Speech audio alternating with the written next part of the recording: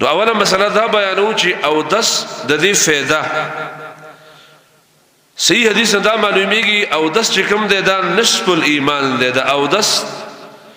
دا د ایمان نمایي حصہ دا شطر الایمان چوته ویل کی وګد حدیث دی نبی صلی الله علیه وسلم د سبحان الله فایده پکې ویل د الحمدلله فایده پکې ویل د لا اله الا الله فایده پکې ویل او د ډیرو چیزونو فایده پکې ویل دا د ابو موسی اشعری حدیث دی دا ابي مالک اشعری حدیث دی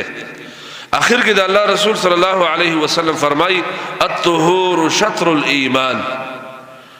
دا اودس لوی فایده دار چې دا د ایمان حصہ د حصہ شطر په معنی د نصف د دلته د شطر ډیری معنی دی یو معنی دلته نصف الایمان دی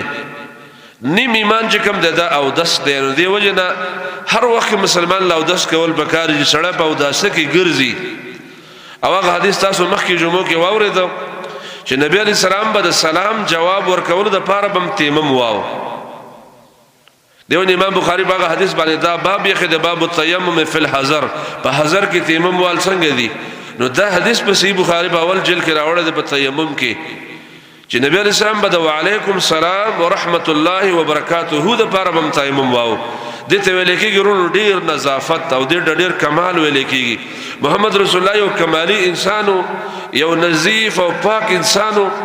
نو دا بم هغه باندې برداشت نو دا بم نه ګواره کوله چې سړی د وعلیکم السلام ټکې دی بغیر د طهارت نه وي نو اودس چې کوم دی دا نصف الایمان دی